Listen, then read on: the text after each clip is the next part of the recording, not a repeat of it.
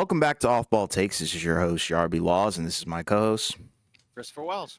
Before we get into today's episode, please, we ask that you send out prayers to the Milojevic family, as the Warriors assistant coach, Dejan Milojevic, passed away on January 17th. Once again, prayers to his family, friends, colleagues, and the entire Warriors organization as they work through this very heartbreaking tragedy.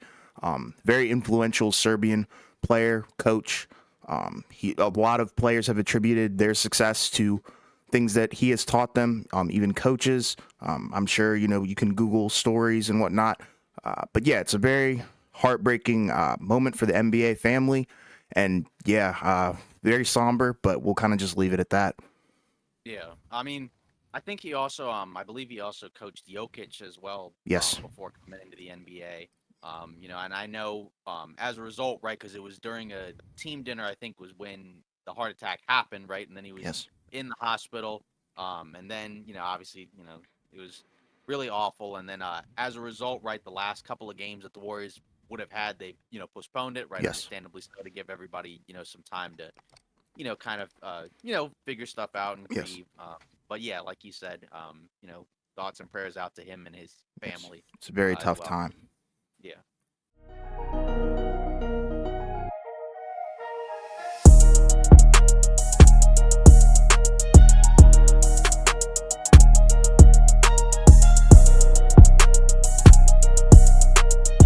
Um. So I guess um after that, right? I guess now we'll step into we now had another trade to discuss, right? And this one is Pascal Siakam, right? So this is kind of one of the big ones that we have been Yeah. talking about. I know we had thoughts about teams that he might go to. I know I didn't like 100% put down Indiana, but I did mention like Indiana was a team that I would be kind of curious to see him go to. Um, this is where he ended up going, right? So we're gonna get into the trade. First we'll talk about the package, I guess. Obviously, so it was actually a three-team deal. So the Pacers get Pascal Siakam and a future 2024 second from New Orleans, right? So it's a three-team deal between New Orleans, Indiana, and Toronto. The Raptors get back, right? I guess kind of the other chunk of the package, right? They get three first round picks, right? One of which is a 2024 first from Indiana. And then another 2024 first from Indiana, but it's not their own. It is a first that will be the worst of Houston, Oklahoma City, the Jazz, or the Clippers. So that probably means the Clippers since they have the best record. No, I guess right now the Thunder have the best record. So it's going to be either the Thunder or the Clippers, Right. I guess 2024 first or whatever, and then a future 2026 first from Indiana that's top four protected.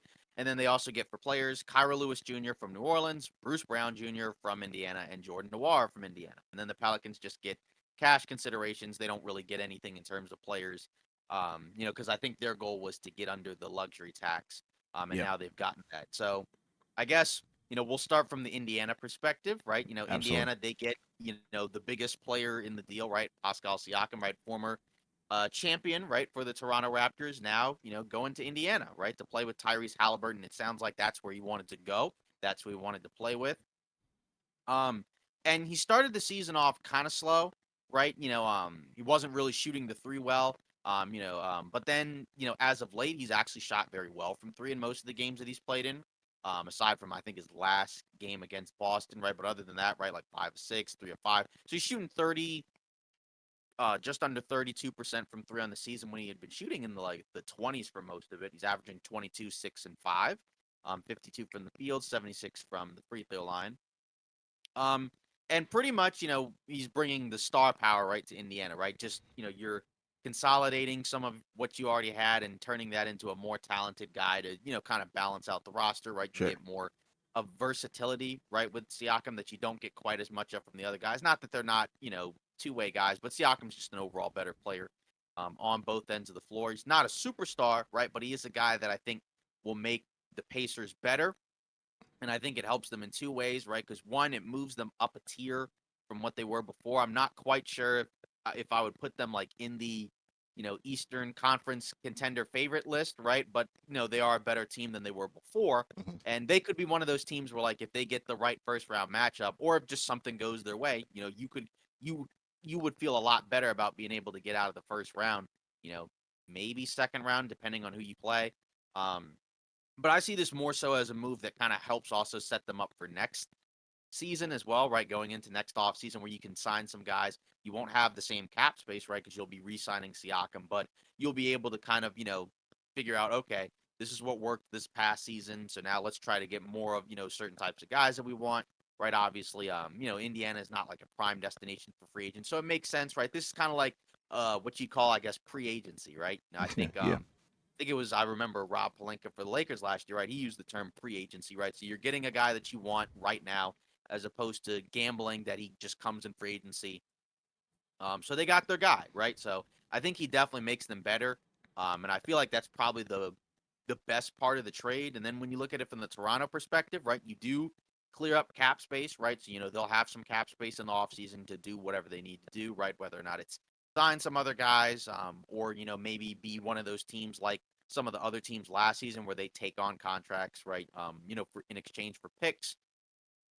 I guess, Bruce Brown, right? That's a guy where maybe you could potentially move him as well or just keep him, right? Because I know Masai Ujiri was quoted saying like he thinks that, there may be some other trades on the way. I mean, he's the GM, so obviously he's the main guy that makes that decision. But regardless, um, I think that's very possible, right? Because Bruce Brown could, help a contending team, right? We saw him do it last year. And then obviously Noir, right? I guess he's a little bit younger, right, than Bruce Brown, or maybe they're about the same age. He's younger. Uh, Yeah. yeah, exactly. And then Kyra Lewis, right? He's I guess a young guard you can probably just kind of get a crack at and just see if he's got anything. Um, I'm a little disappointed, I guess, from Toronto's perspective that I feel like they could have gotten more. But I think mainly it would have been if you had traded him last season, right? Like, because we thought he might go somewhere at last year's trade deadline, maybe, right? We didn't expect it, right? But it was possible, or in the off season last year. I mean, you can't really complain too much. I mean, you did get 3 firsts, but I don't know, like the collection, right? What you got for both Anunoby and Siakam, I feel like saves it. But then at the same time, right, then you could go back, or look forward like a week or two later, and then they trade some of the other guys they got back, like a Bruce Brown, and then you get something else, and then it makes it look a little better. And then for the Pelicans, right, obviously they can count as like a mini winner because they're under the luxury tax, right, which is kind of important, for a team like that where if you're not quite a contender, you don't really want to pay the luxury tax if you don't have to, and you didn't really change or alter your rotation in any way because he wasn't really playing.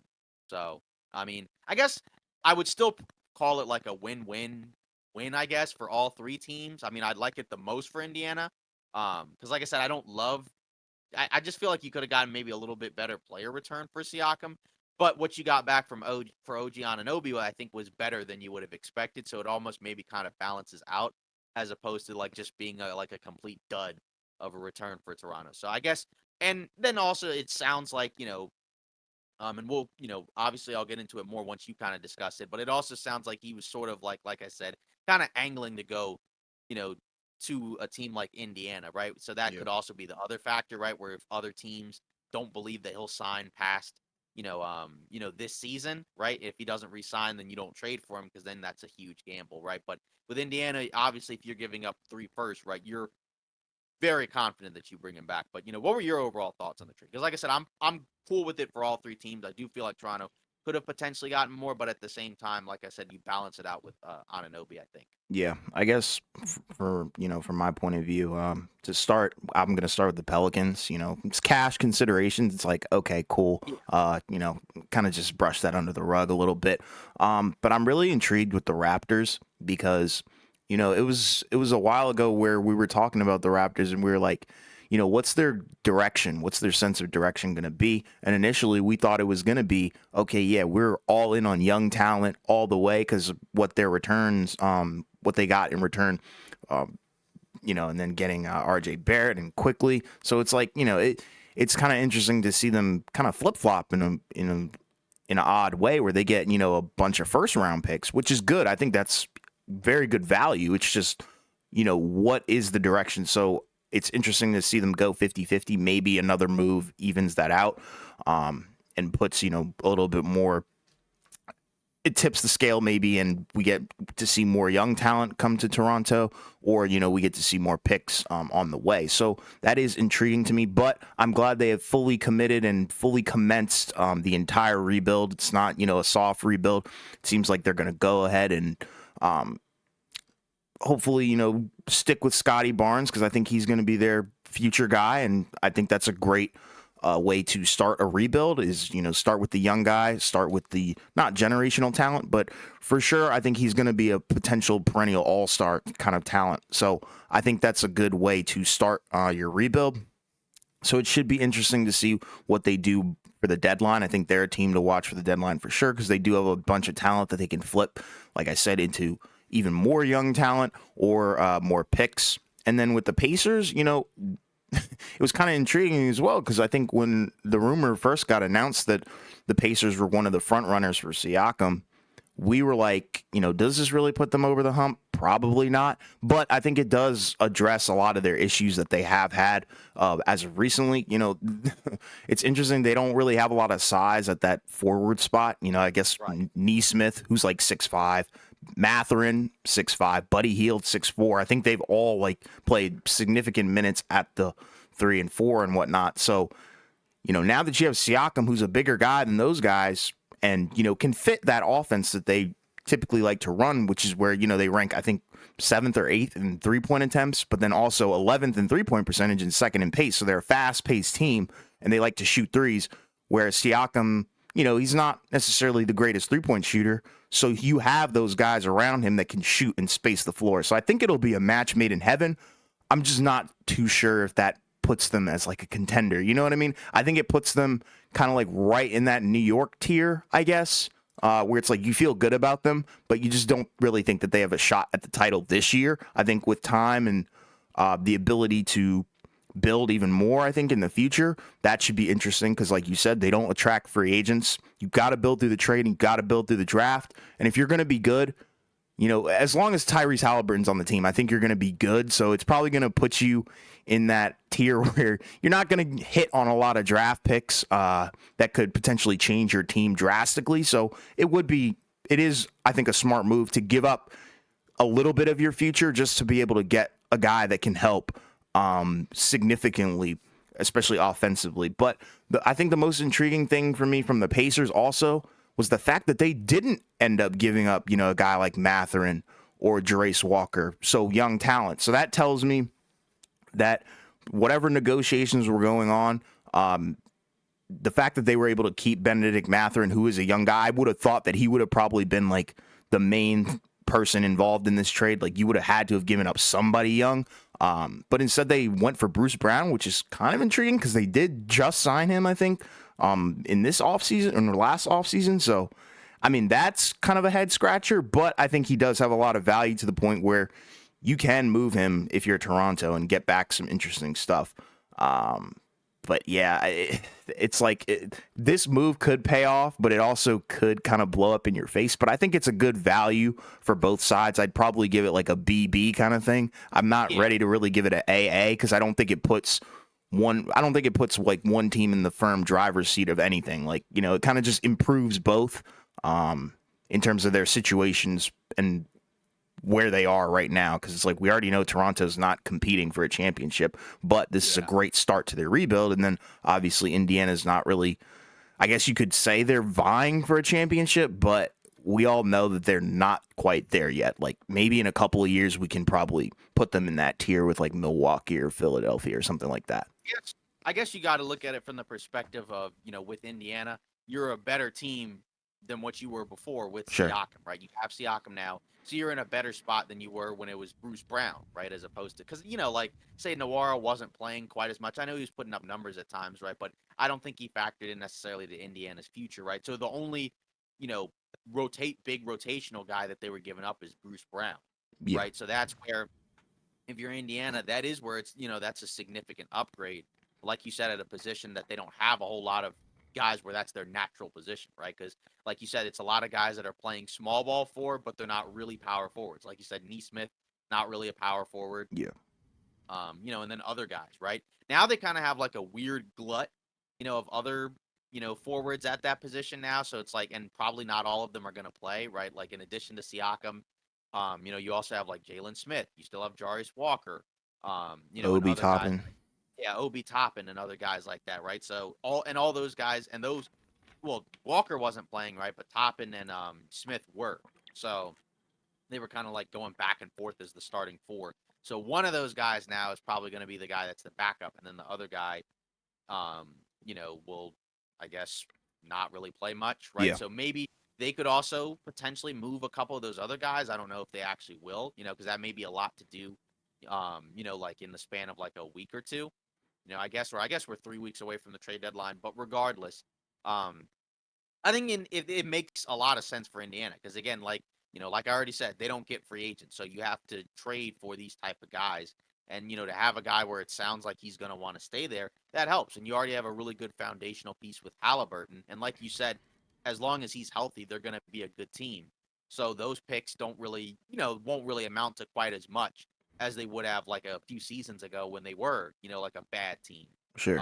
every year, right? They had like what 3 or so seasons where they were just not in the playoffs, right? Because I know they had like they had that team where it was Oladipo, right, Sabonis, Turner, right, and then Yeah. Oladipo was hurt, Yep. and then they still kind of were able to make the playoffs, right? But they were a lower seed, and then they Yes. just kind of fell out. But now you're better than those teams, for sure. Because Halliburton was, his peak is better than I think than Oladipo's. And then obviously you have a number two now in Siakam. So, and then the good supporting cast, like you said, because you still get to keep all your main offensive guys, right? Like you still get to keep guys like Heald and Matherin, and others. And some of those guys they may end up moving, for either better fits or just more flexibility. So, It's hard to um, hate on it because like you right, said, exactly. I like like it. they made themselves better. Like you were saying, they're a better team than they were, a few days ago. So like you have to feel good about it, but at the same time, you also have to be a little bit scared because is Siakam really gonna get any better? You know what I mean? It's not like Right. he's got like a lot of room to grow. We kind of know what he is. You know what I mean? Yeah. Yeah, exactly. And that's why I look at it as like it helps you build towards the future where it's Yes. like, you go into the off season now with a group that you're a lot more confident and comfortable with. And then you can go from there and be like, all right, these are the guys we want to keep, these are the guys we want to move. And then you just, you keep going from there. So that's where I look at it. And you just never know, right? Because again, like, Miami, you know, they were the eighth seed last year. They made a finals run. Mm-hmm. I don't think that would happen again, in terms of the eighth seed this Yeah. season. I mean, we'll see. Anything could happen. But, if you're Indiana, you could be that team, right? Not that they get to the finals necessarily, but like you could be the team where if something goes your way, you could all of a sudden make a deeper run than you would have, prior to that trade, right? Like this is like they could realistically get to the second round with a move like this, and I think you feel better about it than the previous squad. Again, it just kind of depends on who they match up with, and then also like what do some of those guys that have helped out their offense look like playoff time, right? Because some of those guys haven't, say like a Buddy Heald. If I remember correctly, I don't think he's ever really been on a playoff team before, right? Right. So this would be his, time to shine, right? Because he's regarded as a, terrific outside shooter, right? One of the best Mm-hmm. in the NBA, right? But what does he look like, in a playoff environment when the stakes are so much higher than it would be in a normal regular season game? They could And potentially same still for all move those, him. right, and same for all those, yeah, exactly, and same for all those other guys too, right? Aside from Siakam, who has, been able to get to the top and win a title, and that's kind Mhm. of an important factor as well, right? It hasn't, the Raptors haven't done anything in recent seasons for the most part. They had a couple of solid, playoff appearances, right, where they had the year after the title, right, in the bubble where they lost in, I think it was the second round, right? They Mhm. lost to the Celtics in like a 7-game series, right? But again, you forgive them because they didn't have Kawhi, right? And Yeah. then the following year, right, they went to the playoffs. No, the following year after that, they missed the playoffs, right? Because they I were in believe so. yeah, because they were in Tampa or whatever. And then the year after that was when they made the playoffs again because they had the 48 win team with all the forwards. Yes. But other than that, they haven't done much recently. So, from the Raptors' perspective, you get off all your other guys that like you said, you don't need to build around anymore. And then you can look towards the future because now you have a cool starting point, right? Like you have Quickly, Barrett, Scotty Barnes, right, which is obviously awesome. Who have all It- three been playing very good basketball as yeah, of late, especially post right. trade. Yeah, and Pirtle's hurt. We'll see what he does when he comes back, if he comes back. But presumably he'll still be there. And then you're going to be a bad team this year. But I think their pick could go to the Spurs, right? I think depending on where it lands, because it was from the Pirtle trade. So if they Yeah, have a certain pick, then they will lose it, it's and it will go top to six protected, I believe. yeah, top six protected, right? Yes, and right now they're what, like 10, 11 games under 500. So you know, I mean They're that's tied with pretty the good. Grizzlies, I think, for number 6 in the lottery. So, Exactly. yikes. Yeah, exactly. So they need to be a little bit better, right? So like not the worst, not bottom 5, but still bad, right? Yeah, That's ideally where you want to be. And you have enough young talent and then to probably win some games maybe that you wouldn't have before, but it's still tough. So I think some of it may depend on this year, but then also a lot of people don't really look at this draft all that highly. So it's true. like, say like with Indiana, right? Well, it's like, well, you'd rather have Siakam than any of the guys coming out of the draft because they're not going to have a high pick. And Yeah, then that other first, right, from this year, well, that's not going to be a high pick either because it's the worst of, those 4 teams mentioned. And, 2 of those teams are towards the top of the Western Conference in terms of the best records. So all those picks will be like, what, 20s at best. So yeah, it makes a lot of sense for all the teams involved, even New Orleans, because again, it puts you out of the luxury tax hmm and it's a move that doesn't change your team at all, right? Like we're gonna see other teams, I think, do that. Um, I can't think of any specific ones off the top of my head, but there's gonna be teams where like they're really close to that second apron, and they don't want to be there, so they're gonna make one of those deals where like a guy on a really small contract that's not really doing a whole lot, yeah. they'll just move, and It's then just a great you know business move.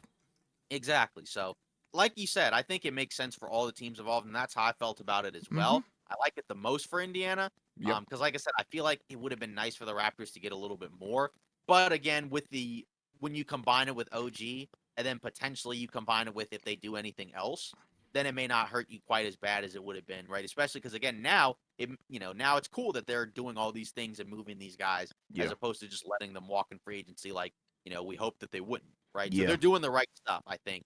And again, I think the negotiations are tough when it sounds like he was kind of angling to go to certain teams. Yeah. And the Oh, intriguing thing is like the free agency class that's coming up, apparently what I've been hearing and especially what you've told me recently, it's pretty mid, I'm not gonna lie. So I mean it's good for Indiana to kind of realize that, analyze the market before it even really hits. And then they're like, all right, we just gotta grab our guy right now and make our move. So good for them.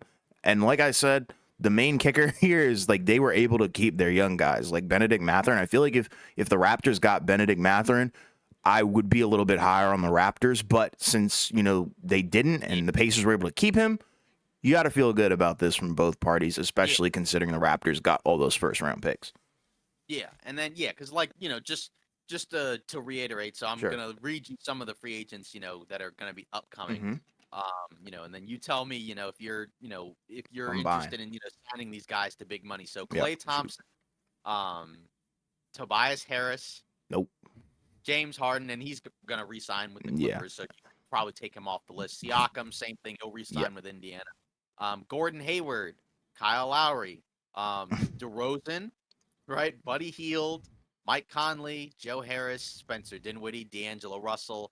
I Oh don't need to my keep going, but you know what I mean. Like, goodness. yeah, that's my point. When it's like it's not a great free agency class that you want to spend like a ton of money on. So Sure. that's why I think if you're a team that's looking to get a star, you're either going to do it this trade deadline or you're going to trade for one in the offseason because there's not any of those type of guys in free agency that are going to leave. Like Harden is not leaving the Clippers unless some crazy catastrophic event happens. And Right. then Siakam, right? He's not going to leave Indiana unless again some crazy catastrophic thing happens. So Right. um, so that's where it makes sense. And then, in terms of like the other teams, right? Just briefly kind of touch on them, right? Sure. Warriors, Kings, Mavs.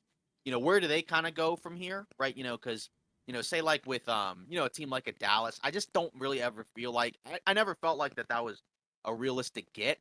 You look at the picks, Dallas, I don't think has the same amount of picks to give out.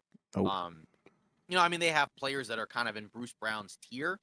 Um, you know, But at the same time, like, the combination of that and picks, they don't really have, and then the Kings, like, did he really want to go there? Right? It sounds like he didn't want to go there, right? Because we heard initially, right, from Shams that it sounded like he was going to go to the Kings, and then it didn't happen, Yeah. right? And it was supposed to be like what, Harrison Barnes, Kevin Herter, which I guess technically is like a quote unquote better player return than Yeah. Agreed. Indiana. But at the same time, it's like, those guys I believe are on longer term contracts. Mm-hmm. So that's not great necessarily if you're Toronto. Um, and then when you look at that grouping, right, with the Kings, right, Siakam, Fox, Sabonis, that's a very expensive roster. And I don't necessarily know, like, does that put you in a tier, of contenders? I mean, it makes you better, but and then also again, it didn't sound like you wanted to go there. And does Sacramento give him the max that he wants? And then with Golden State, that was the one that you thought he might go to. Yeah. Um, it sounded like, one guy, I think Sam Amick of The Athletic, it sounded like he was kind of saying that he wasn't interested in going there past, like, I guess signing past this season, right? Maybe because there's a lot more questions about what goes on with them, which I guess we could get into, Sure. with these three teams. Um, but yeah, I guess we'll see, like, where do those teams go from there. So, like, we'll start with Golden State. Where do they go from here, right? Because, obviously, it had been, a little bit since we had talked. But since that point, right, it hasn't really gotten better, for Golden State, from a team perspective, right? They had, now they've lost a couple of games in a row. They're 4 games below 500, right? They're 12th in the Western Conference. In terms of like games back, it's not, a crazy amount, right? But you got to start piling up wins. And they just had probably their worst loss of the season. I mean, maybe you think differently, but they lost to, what was it, the G League Memphis Grizzlies, basically, Pretty right? Where, much. Yeah. yeah, like, I mean, other than Jaren Jackson Jr. was like the only, starter, and he had a Yeah. horrible offensive game where I think he was like what, 3 for 20 or Yeah. something, where he took, an ungodly amount of threes and they still were able to win. Mm-hmm. So, like, you don't get Siakam, and again, we can question whether or not like Siakam would have been enough, to save their season. But like, where do you go from here? Like, if you're say Golden State, right? Because again, he's off the board. We've talked about it before. I think Marketing, I don't think he's going anywhere. I mean, I could be No. wrong. Maybe if a team offers some crazy offer, but I don't see it, especially because now the Jazz are winning, right? They're in a much better spot than they were, Yeah, they're a ninth. couple weeks ago. Exactly. So, the guys are starting to come off the list. So, if they don't make like a big trade and they do like a minor one, I mean, I guess you could move Chris Paul, but like, yeah, what is their next move? If you can't get Siakam, like, who is another guy that you might target, or even do anything at all? I mean, I assume that they're going to do something. But what is it? Yeah, I mean, they need a shakeup for sure. I mean, if we look at it, I mean, Clay hasn't still really looked like the Clay that we know. Wiggins, same deal. So, you just wonder what their next move really is going to be. And I think there needs to be a shakeup. One of those guys has to go. I don't think at this point, I don't think Chris Paul's going to go. I don't really see his value being too high or too crazy or anything like that. Maybe even a guy like Kaminga. I don't know. It it's just a hodgepodge of mess, and then it seems like they just keep getting hit with one thing after another, and it's starting to pile up, and it's not looking too good for them. Even if like we look at a team who was in a very similar position, a couple weeks ago, maybe even last week, the Lakers. They're on a 2-game win streak, and they're at 500, but the Warriors are on a 2-game losing streak, so it's really hard to judge where this team is going to go, what they're going to look like post deadline. But I'm expecting something to shake. I just don't know what they can really target because a lot of their guys have such low value because they played so piss poor outside of Steph, really. Right. And, even he, like, as of late hasn't played quite as well. But I think Sure. some of that also is just because, like, I mean, it's kind of hard sometimes when you're not getting consistent production from other Yes. guys, and it It's just fatigue. a lot more puts a lot more responsibility on him. Especially like, Draymond was out, Chris Paul Mm-hmm. was out. Now Draymond's back, but still it doesn't really make that much of a difference. But Yeah. yeah, that's kind of what I wonder now. Where like, are they kind of in a position now where like maybe they're like, okay, we might actually decide to move one of those other guys that we weren't gonna move before. I still don't think that they're gonna move Clay or Draymond. I just feel like it would probably be like Wiggins or Chris Paul, I think are probably the two main guys. And I know you mentioned like that maybe they don't trade him. It's just more so like because I think his money kind of comes off the books after this season.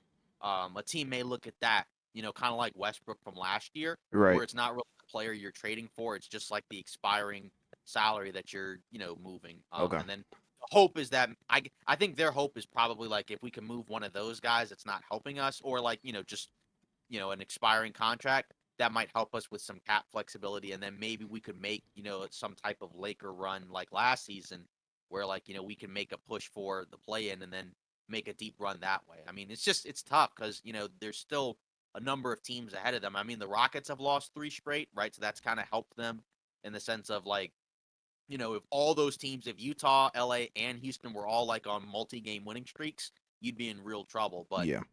at the very least, you're still in position. It's just again, you're gonna have to beat at least two of those teams, right? Because they're 12th, and you got to get to 10 in order to make just the play in. So which of those two teams will they be able to beat, or is it some other one? I don't know. Because there's a lot of things in flux right now. I mean, Utah has won six straight, and basically nine of their last 10 games. So, I mean, and they're in a better spot now where, now they may not completely restructure the roster like they thought about before. So Yeah. it's going to be tough for them. And then, I guess if we go into the Kings, right, like where do you go from here, right? Because, obviously, I feel like the Kings are still in that same spot where, like, they're probably still going to win a good amount of regular season games, but it doesn't seem like the seeding is going to be quite as favorable, right? Because I think they're what like six or whatever because they had that Yes. horrible collapse against the Suns, right? And games like that, right, They've would be lost three in a row. right, exactly. And games like the one where they lost to the Suns, where they were up like 20, like midway through the fourth, and then somehow lost that. Those type of games is what makes you move away from Sacramento. Um, when you talk about like who are the real contenders, just because you just know come playoff time, it's tough, and it's not because they don't have good players. It's just after Fox and Sabonis, right? Then it's Malik Monk, right? Who's good, right? Keegan Murray, who's good, but no one else really necessarily consistently jumps off the page. And you need a little bit more if you want to be able to make a deep playoff run. On both ends of the floor, honestly, because I mean, like, there's just going to be certain teams where I think the offense is just going to, you know, come a lot come a lot tougher.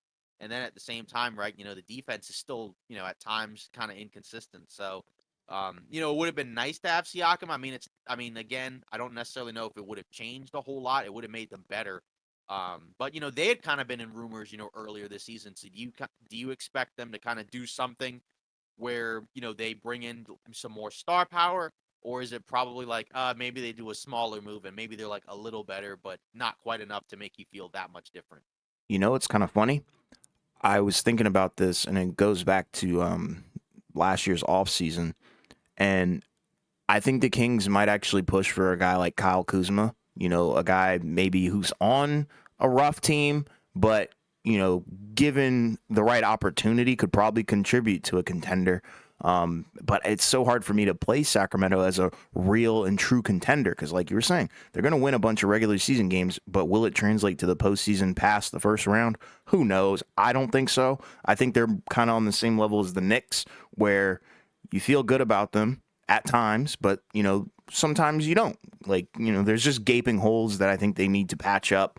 But you do love the energy and certain players on that squad. Like, they're a great team, but postseason wise, I don't think so. But it would be intriguing to see them, push for another guy, because I think you're just missing a third Yeah. star, and I think it could be any real tier star. It could be a high end star or even like a low end star. So I think they're just missing that third piece to kind of solidify themselves as one of the top dogs in the West. Because even if we look at like a team like New Orleans, like they've kind of turned it around.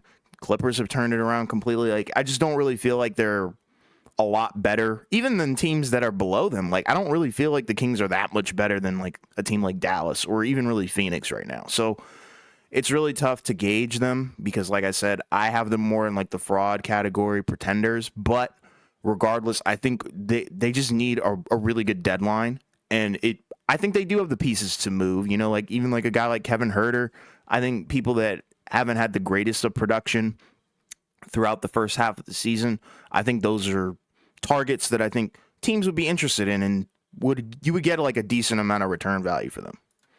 Yeah, I mean, because it just feels like you said, that they need another guy, right? Yeah, Either, some type of secondary, perimeter creator outside of Fox, but like a guy that's like, a little bit better on both ends of the floor, or like some option on the wing, yeah, right? So that way, you can have, or maybe not the wing, but like sort of like a four-ish type guy right next to Sabonis, so that way you can have an additional, guy that can defend closer to the basket. right, Um, that can also help you on the boards, give you a little bit more, size and flexibility.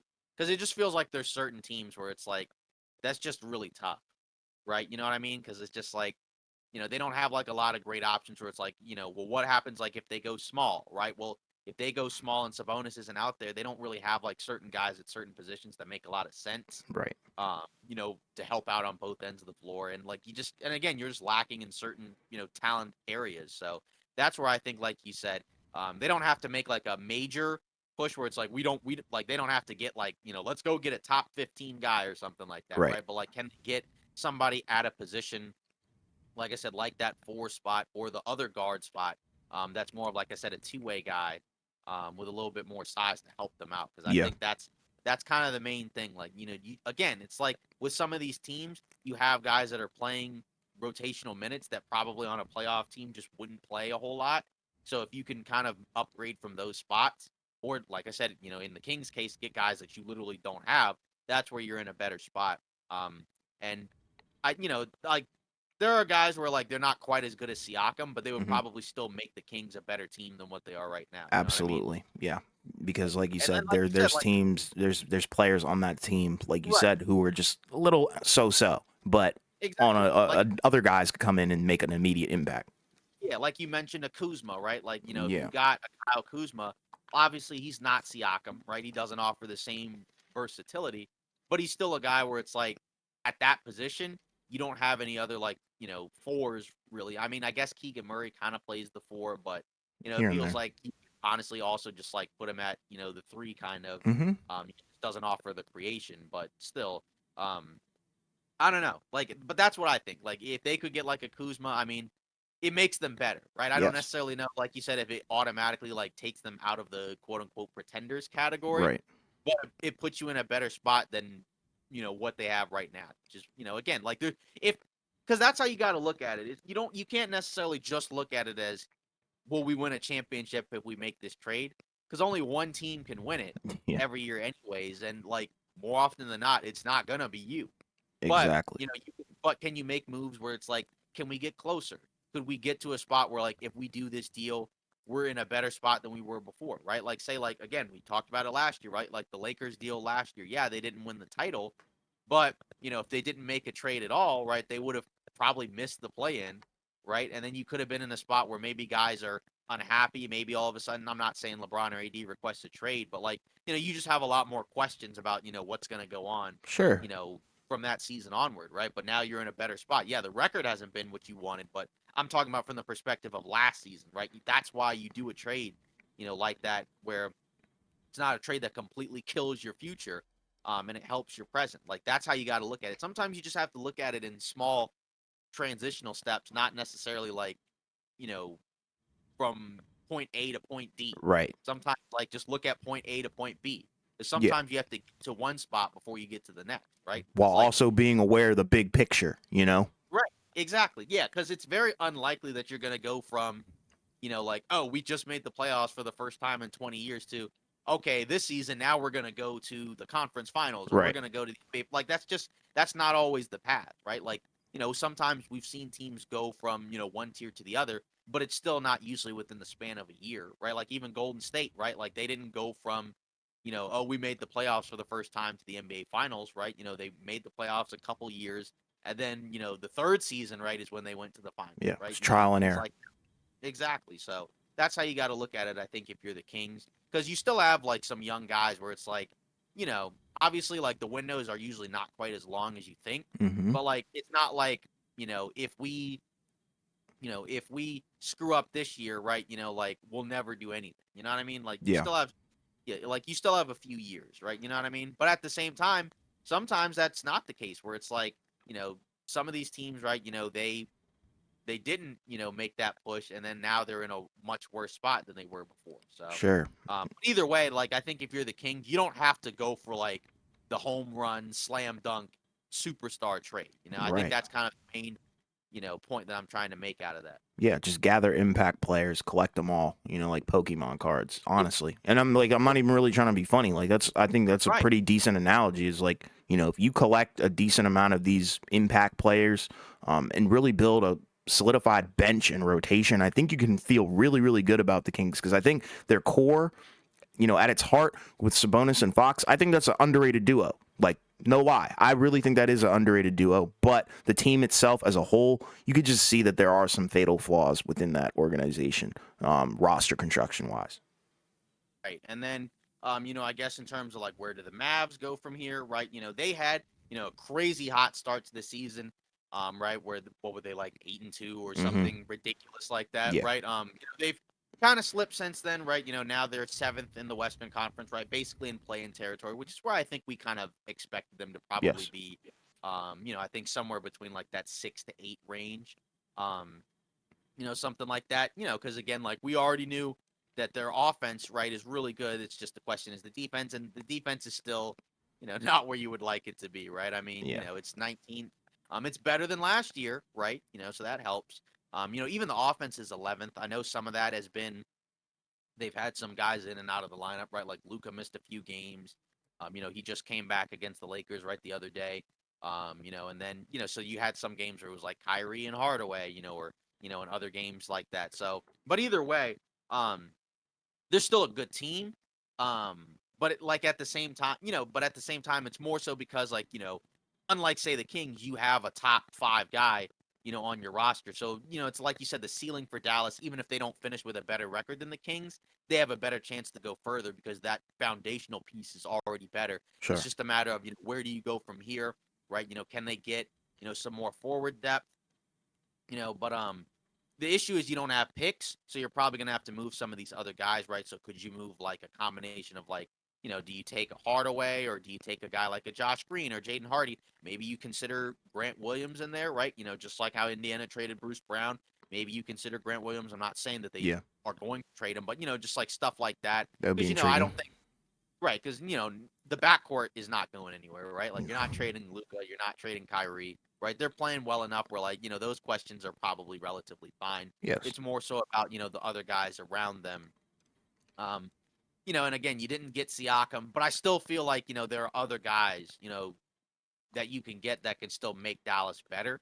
But it has to be guys that can play both ends of the floor because we know you know, they have a really high ceiling on offense, right? I mean, I know they're 11th offensively, but in the playoffs, their offense could be really good because you have a guy like Luca who can, conduct everything, at an incredibly high level. So that's where I'm looking at, are there guys on the market that are two-way guys, right? Like, can they pull off like, I don't know. I know Kyle Kuzma isn't like like a true two-way guy, Right. but again, could you positionally get somebody at that bigger forward spot, to kind of again help out, defensively, right? A guy that can, in addition to what Lively does, right? Can you have a, maybe like a little bit of a stronger guy at the four that can help, maybe switch, with a switching defense, or can they help additionally on the boards? And occasionally hit, spot up jumpers or whatever they Yeah. need to do because they're not going to play a lot with the ball in their hands. Um, so like, you know what I mean? Like that. That's where I think like, Dallas is in a decent spot where like it's a good team, but there's still improvements that I think can be made. And if they do make them, then it would make me feel better about what their ceiling is. Where it's like I don't know if this team is currently constructed can come out of the West, right? They could probably win, at least a round, maybe two, depending on who the matchup is, but probably not much more than that because I just think come playoff time, like it's gonna be really hard for them to get stops against certain types of teams because there's just certain teams where like if they're playing I know that Dallas's offense is faster paced now, but you just saw like say like, the other night against the Lakers, right? Where whenever LA got a stop, they just got out and ran. And then there's nothing Dallas could do because you just don't have, certain guys with enough athleticism at certain positions to really be able to do much about that. Especially when you're playing some of these smaller ish lineups, right? Where like Tim Hardaway Jr. is, essentially playing like a forward. Yeah. Um, so And, with Dallas, in regards to the whole Siakam thing, the best analogy I could give is, when you're playing baseball, it's not like a swing and a miss, or it's not a strike. I think it's more of a foul ball, because I think Siakam doesn't necessarily really fit with what they needed per se, because, like you were saying, they need a 3-and-D kind of guy, or, somewhat of like a, I guess, bigger power forward like you were talking about. So I just don't really think Siakam probably would have fit there due to his poor shooting and whatnot, because I think you need to space the floor a little bit with Kyrie and Luka when they are together, even though, at times it seems like, they've missed a decent amount of time, especially Kyrie, unfortunately. But regardless, you don't really feel too bad about it, I think, if you're Dallas, because at the end of the day, I think there's probably better guys that fit your system, probably on a far cheaper contract, and far less of a hassle to acquire as well. Like you were saying, it's just a matter of who's going to take the guys that are on Dallas. Who are going to be the guys that they're selling in this situation. That's the question. And do other teams even really want those guys? Like, is Jaden Hardy's value that high? Is Rajon Holmes' value high? Or it's hard to sell on some of these guys, because we don't know what their role would really be on a different team. So that's kind of the way that I feel about Dallas. You don't really walk away with your head hanging low because you weren't able to get Siakam. I don't think it's the end of the world. I think that just means that you need to pivot your focus towards something that really, really will help your team climb the standings and potentially win around in the playoffs. Yeah, because I mean, like, I guess you could make the case that like none of these teams should like go to sleep at night crying, Right. themselves to sleep because they didn't get Siakam. Yeah, no But at the emo same time, media days, please. right, exactly. But like at the same, but at the same time, like some of these teams I think are in better spots, right? Like say like the Kings and the Mavs are in a better spot than Golden State because they are, quote unquote, in the playoff hunt right now. Hmm. They may not necessarily have as much that they have to shake up. But, it would be nice. But at the same time, then I guess with the CBA, you also have to be mindful of, once you get into that second apron, because Golden State is basically already there. I know it doesn't, affect them this season. I think other Right. than like you can't get buyout guys basically, which, in the past was a big deal because there were certain guys where when they got bought out, they were, they were pretty decent players, right? There was like a stretch for a few years where we were getting guys like, LaMarcus Aldridge and Andre Drummond, and other guys, getting bought out that normally would be, more than minimum contract guys. That hasn't Sure. really happened as much as of late, right? Because there were some guys that were bought out last year. A couple of them went to some teams, but then there were other guys who got bought out that just sat in free agency. So, um, and then even some of the buyout guys again didn't contribute as much, in the playoffs, right? Like I think Danny Green, right? He was bought out by, I think it was Houston, and he went to Cleveland. Didn't really do a whole lot. Um, Rubio, I think, right? Wasn't he a buyout guy? I think, Yeah. and then he went to Cleveland, didn't really do a whole lot. So, Yeah. I mean, I don't know. Like I said, I mean, it's just you're not in a panic zone because you couldn't get Siakam if you're any of these teams. I mean, I guess if you're the Warriors, you're panicking, but not because you didn't get Siakam, but because you're just not very good. Hmm. So, that's where, again, you just pivot and you try to get some other guys. Like you said, can you get a guy on a cheaper contract that isn't as good, but can still be impactful and help you in certain ways that you need? I think that's kind of the goal. And I think there are guys out there. It's just a matter of, which teams are going to be able to actually bid for them. I'd Because, be intrigued if they go after Bruce Brown or somebody like that. That would be right. intriguing. Right, exactly. Yeah, exactly. That's a guy where like he could go to one of those teams and he could help, one of those teams. I mean, obviously like he's not like a big forward guy, but he No. is a guy that can help you defensively, and knock down some shots, play Sure. downhill a little bit. And we've seen what he looks like, when he's paired with, like, high level superstars as opposed to like, um when he's like just kind of like on a mediocre team. Yeah. So, And like his growth has been pretty good. Like we saw what he looked like in Brooklyn, and sometimes it was like, why is the ball in this guy's hands? And then you look at his minimal days in Indiana, but also his days in Denver, and it's like, okay, yeah, this guy's legit, can be a legit playoff contributor, championship contributor. right. So, yeah, and that's where I think it's going to be really, intriguing to see, what what happens with the trade deadline, because it was kind of bizarre, right? Where initially, we don't normally historically see a lot of trades, right, in December, January, because there's the restrictions and teams usually just don't make deals because they want to see what they got, and then also it's just like the prices are higher. But we've already seen what I guess at this point 3 trades. Yeah, three major Happened ones. Yeah. all before February, right? Because we had the Anunoby trade, Mm-hmm.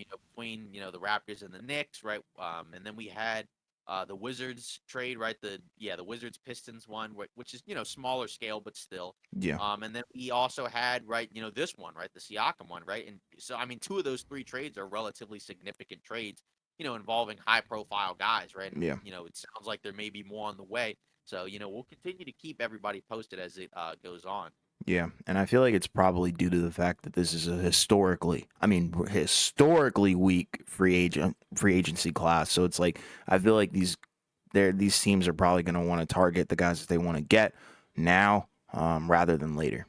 Yeah, free agency Yeah, basically. And I feel like that's probably where we're headed now. Where like free agency is probably going to be more mediocre, right? Where it's like some guys will just re-sign with their teams because they were traded to those teams, and then like the star power is acquired just through trades as opposed to like, yeah, oh we got a big star in free agency. and I guess that's kind of due to the power of like the extensions and whatnot, and how hefty those have been getting.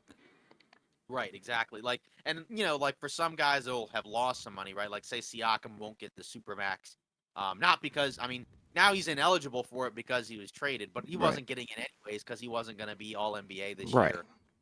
But that also helps, say like in Indiana, right, where it's like, well, we're not paying him a supermax, we're just paying him a regular max, which is still a lot of exactly. money, but it's Yeah, not like 200 whatever $1 million that it would have been if he was a supermax guy. yeah, Um, so now I guess we'll get into some news and rumors, right? We had, again, we're what 3 weeks away from the trade deadline, so we're kind of, at that peak point, right, where we're starting to get like a lot of stories, coming out, from guys around the league who cover teams, and again, sometimes it can be kind of tough to figure out, like, what's real, and what's not, like, because sometimes like there are certain rumors where it's just like you just know, right, like that's not happening. right. And then there's like some where they just put it out just to let you know this isn't happening, right? So like we got one from Hoops Hype, Michael Scotto, right, saying Derek Lively not for sale, right? Basically, like Dallas is not interested in trading Lively, right? Teams have called, for him, because obviously Dallas wants to make upgrades, but like at the same time, like they're not interested in doing that, right? He's their starting center, he's a rookie,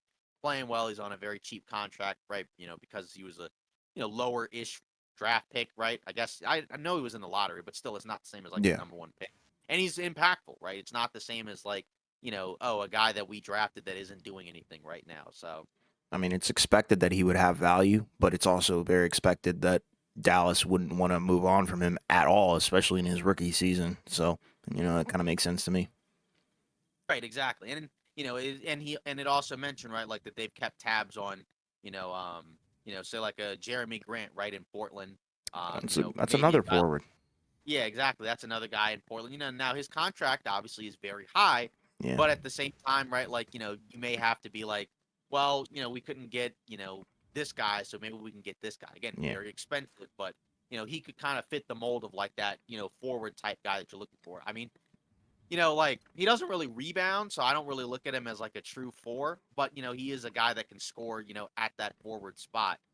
Which Dallas doesn't really have like, a true scoring forward, right? It's Yeah. more like specialist guys, right? Like Grant Williams isn't really a scorer. No. He's mainly like a stretch 4. Mm-hmm. And then, like some of those other guys like just play out of position, right? Like, like say like a Maxi Kleba or like a Derek Jones Jr. Those are more like utility guys. They're not really Sure. like scorers. Yeah. Um, and then, again, we've mentioned, like say with the Wizards, right? They're a team that would be a seller because they have guys, that, teams would want, right? Like Kyle Kuzma, right? That's a guy, that I think a lot of teams would want, right? Like Tyus Jones, similar Yeah. thing, right? Like there's a lot of teams that have been mentioned, that, where he could be a good fit, right? Like Minnesota, what we've talked about at times, right? I guess, a team like a Phoenix, right? Or something like that. I Yeah. mean, that would be pretty cool. Yeah. There was a rumor from ESPN that mentioned LA. Like, I don't think that makes a whole, not that it doesn't make sense, but I don't necessarily believe that, like, I don't believe that rumor.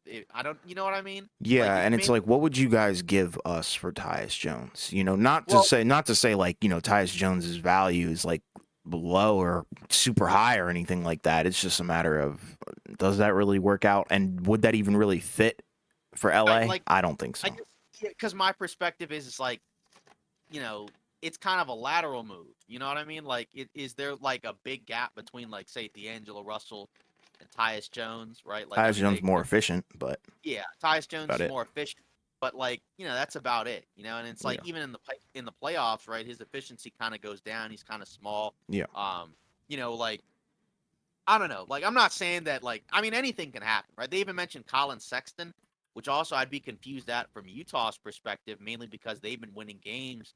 And he's Yeah. one of the reasons why they've been winning games because he's been in the starting spot. They took THT out, right? In the starting five makes a little bit more sense. And he's played very well. So, like, that, that's where I say, like, those are the type of rumors where, like, I don't know about that one.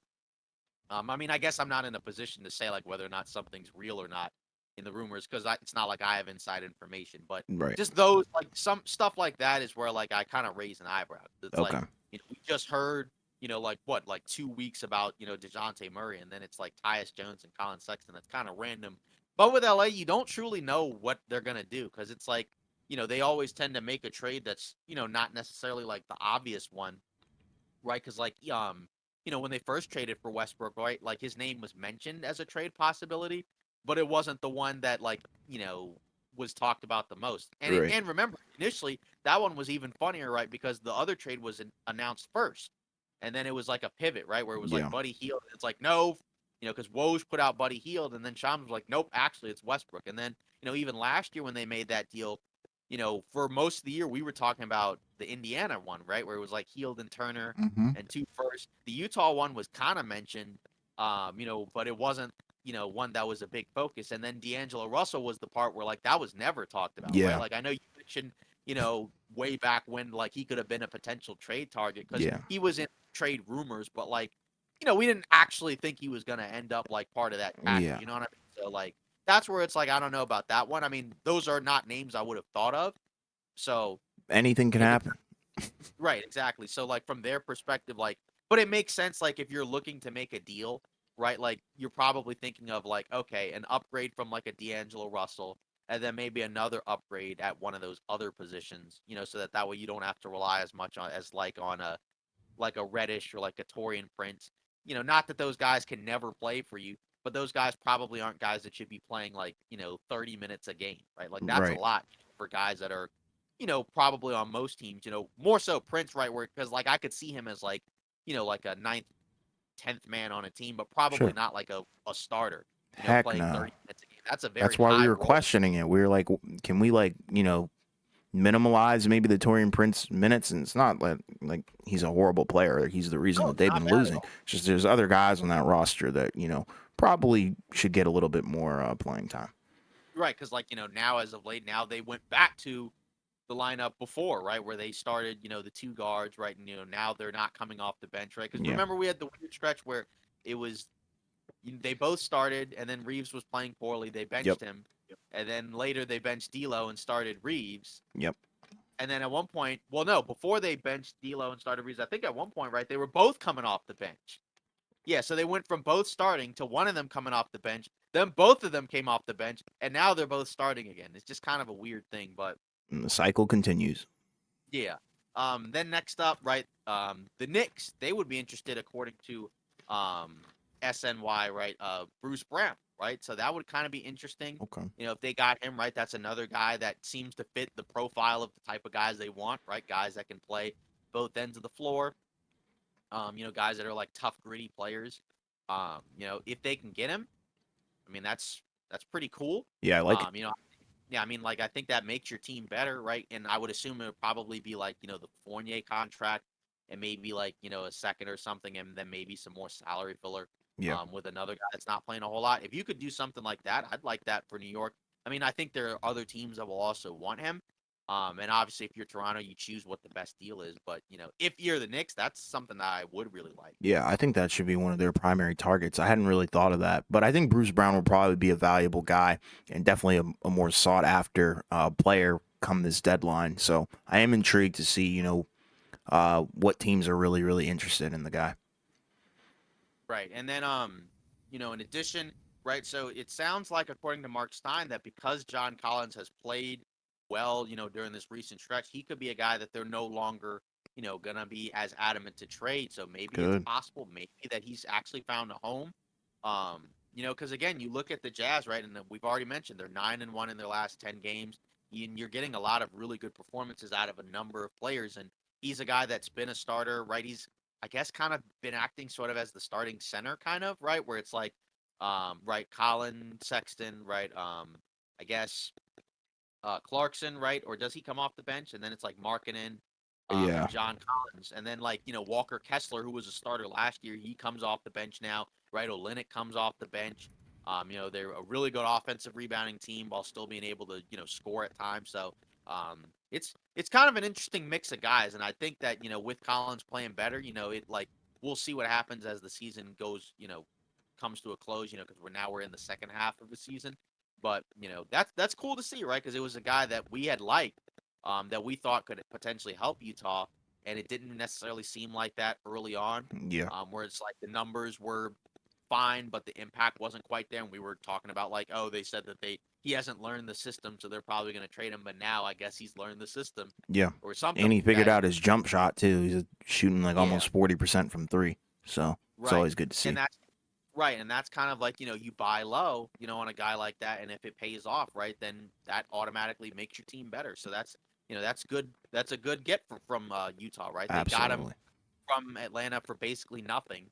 And now you have a quality player in your rotation, that kind of does certain things that you didn't really have as much of last year. You didn't Hmm. have quite as much athleticism in your front court. I know Markkanen's a decent athlete, but like Olynyk, Kessler, not necessarily like the fastest of individuals at that front court spot, but now you have a guy like Collins, who can still get up. So, Yeah, and like you exactly. said, he's been shooting well as too. Yeah, it seems like his finger injury from a few years ago has definitely corrected itself because I remember like he had that injury, then they forced him to play through it, or not forced, but he played through the injury, and then his shooting kind of just went down the drain. We're talking like 30%, um, low 30s as well. So now it's back up, and that's really good because I think we all want to see the guy win.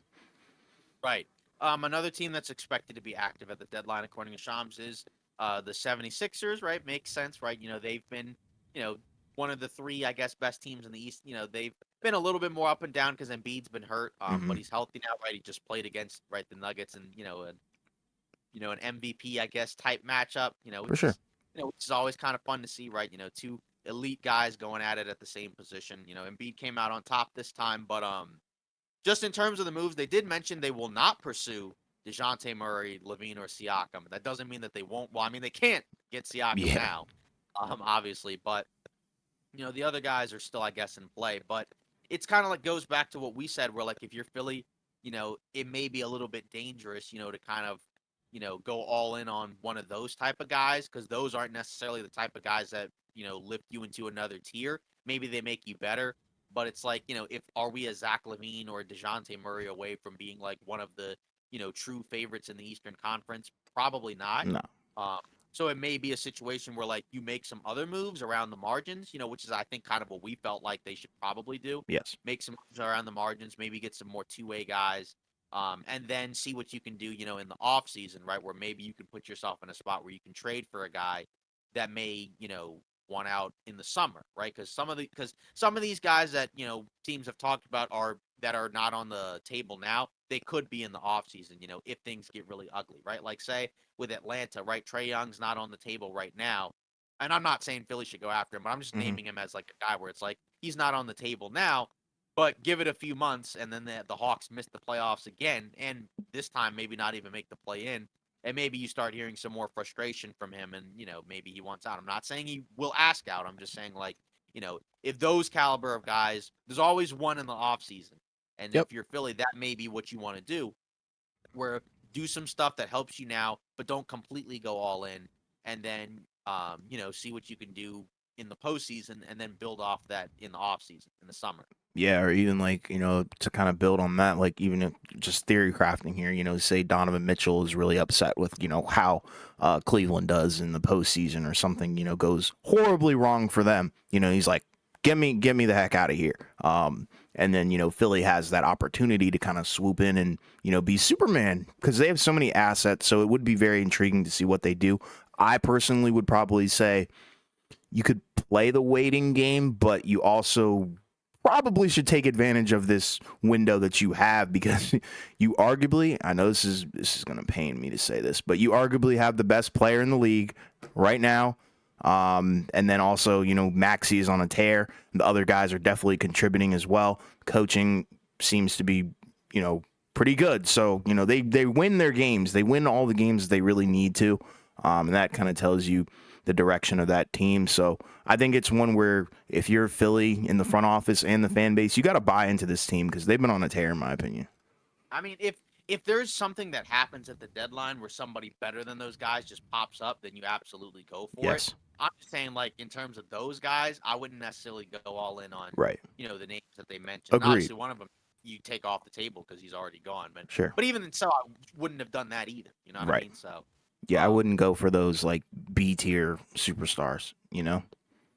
yeah. So, um, and then, continuing to move on, right? We've already talked about, Harden eyes a long-term deal with the Clippers, right, from Chris Haynes. I mean, it makes sense, Hmm. I mean, we've heard this before from other teams. We'll see what happens with the Clippers, but again, I would imagine unless something catastrophic happens, which has happened technically before in his previous stops, Yeah. I would imagine if all goes relatively well, right, he'll resign. Even if it's like a scenario where they don't win the championship, but they at least make like a solid run. Like let's say they get to the conference finals, Hmm. and it's like, we played really well. We just maybe weren't quite good enough. Like that would still be enough, I think, to be like, yeah, I'm gonna resign and stay here.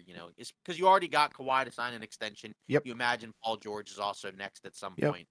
So then Harden would be the guy in the offseason because they can't sign him to an extension because of how his contract is anyway. So Yeah, I feel like that's pretty much a given. You would expect all three of these guys to stick together because so far throughout this season, they've definitely turned things around, righted the ship, and now they're sitting, fourth in the West, which is much better from where they were when the trade initially went down.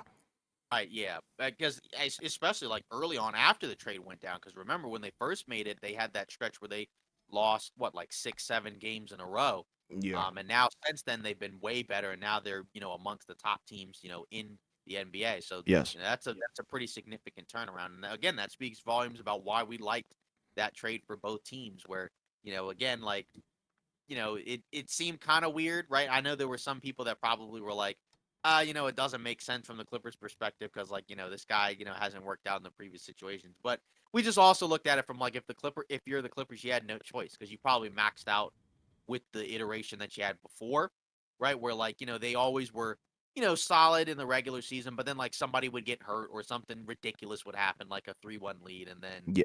that would Yeah. be it. So, I mean, Yeah. but I now think the you 3-1 lead hurts more than the injuries.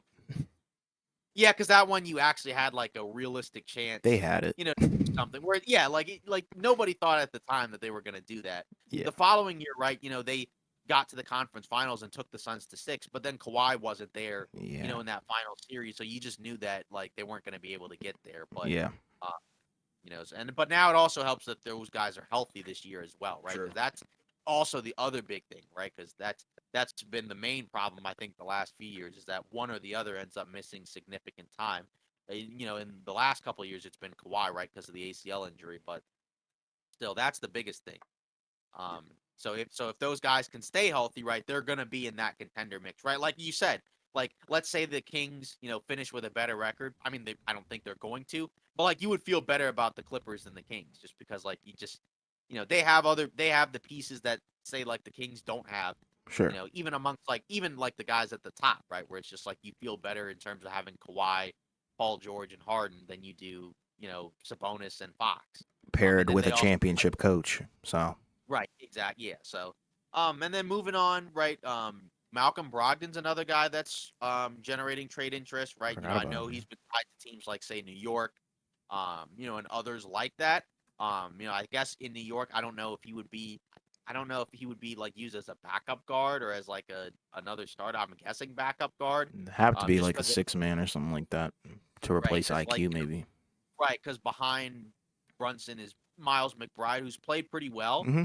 It's just like, you'd like to have a little bit more depth, Yeah. in the backcourt, coming off the bench, right? And it's like you have what McBride and Quentin Grimes. You don't really have like a real guy that you can turn to offensively off the bench. It's more so like specialist guys where it's like if they get hot, they can help you collectively, but probably not like an individual guy where it's like, oh, he can help with our second units. Yeah. Um, so, and I think Brogdon can do that. It's just a matter of can he stay healthy because he's had an issue with that, unfortunately, the last several seasons. Yeah. I think he was healthy for the most part last year with Boston, but then towards the end of the postseason, right, then he was hurt, and then he Yeah. wasn't there at the end, right, because he wasn't in the closing part of that Miami Heat series, right. He No. had the elbow issue, and then Couldn't even that shoot the trade to ball. the Clippers, and then the Clippers deal, right, that didn't happen because they were concerned about his injury thing, so then they moved on, to Harden, Yeah. which I guess in a way kind of panned out for them. Which, because Absolutely. at the time we didn't expect it, right? Harden wasn't initially a guy that was on the trade block, Right. until free agency. Yeah. With Brogdon though, I think he would be a interesting target. It's just a matter of what is Portland going to be asking for. That would be kind of the question that I would be asking.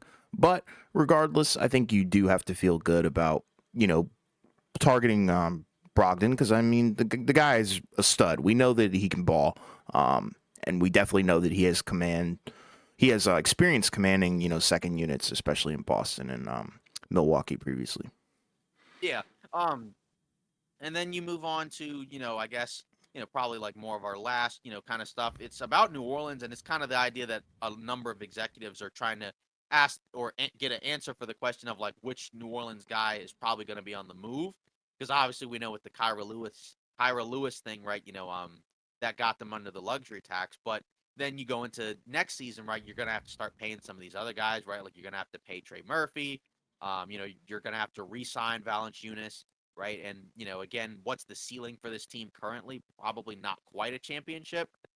So, question for that team is, do you expect one of those guys to be gone and not come back, next season? And if that's the case, who is it? Who is it, right? Because I guess Valanciunas is the guy that's the free agent, so technically you would think he'd be the most likely guy, Hmm. um, and maybe quote unquote the most replaceable, just because the other guys are in another tier. But he does help them, because he can shoot, the from the outside, and he's also just like a big physical guy where like hey, on a night where like one of your main guys isn't playing well, here's another guy that could potentially on a good night get you like 20, or something like that. Which is a value, and that's a valuable thing to have on a team. But also, like realistically, they're probably not going to be able to keep all of these guys, right? They paid Herb Jones, right, a relatively inexpensive deal, but at a certain point, all these guys are going to, ask for more money, and you're not going to be able to keep everybody. Yeah, it would probably have to be Valanciunas, and I think you could. I don't know. It's tough because you don't really want to see the guy just walk because I think his impact um is very underrated. He's efficient 3-point shooter, very uh, I would say decent touch for a big man, and then obviously the rebounding and the physicality that he brings is very intriguing as well. It's just a matter of you just got to let somebody go. I just don't know who it would be. Maybe do you think they might trade somebody away? Do you think that's a Yeah, possibility? I mean, I think it's definitely possible. I just don't necessarily know if it's going to be like one of the major guys this season. Yeah, Because I think like this is kind of the first, stretch of games in a while, right? Where like these guys have been reasonably healthy. yeah, So it's like now you kind of have a little, now you have a few weeks to kind of see what does it look like, with all these guys.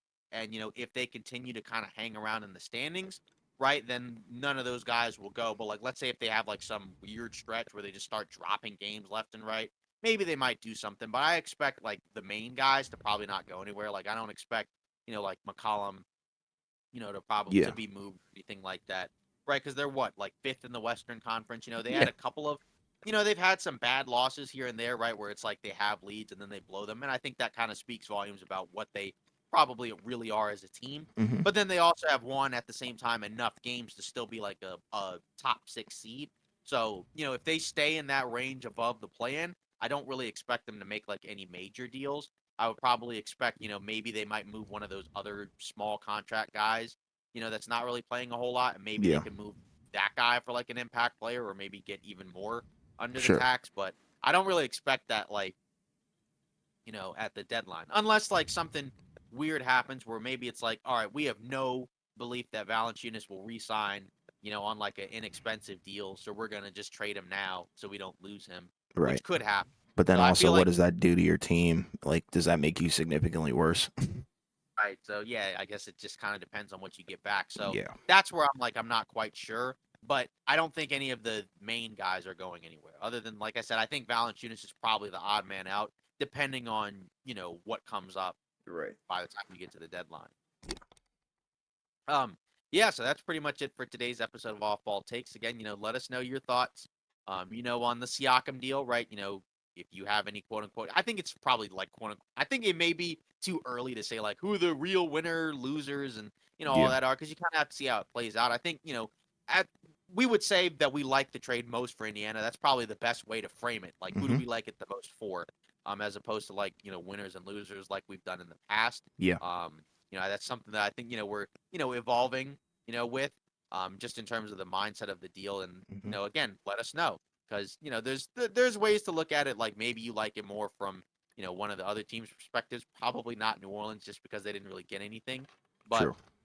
regardless, and then also let us know your thoughts on what those other teams should do. In terms of like you know now what comes next for them, since they, those teams missed out on Siakam. And then also let us know your thoughts on these other, trade rumors going on. Because again, we're 3 weeks away basically from the trade deadline, right? February 8th, at 3 p.m., if I'm not mistaken, right, as it usually is, right? So on that day, we are going to do a live stream probably around noonish, right? Yep. Reacting to, trades as they happen, or if there's trades that have already happened, right? We'll talk about those as well. And then, again, continue to look out for that content that we do, like, comment, and subscribe. And we'll see you next week.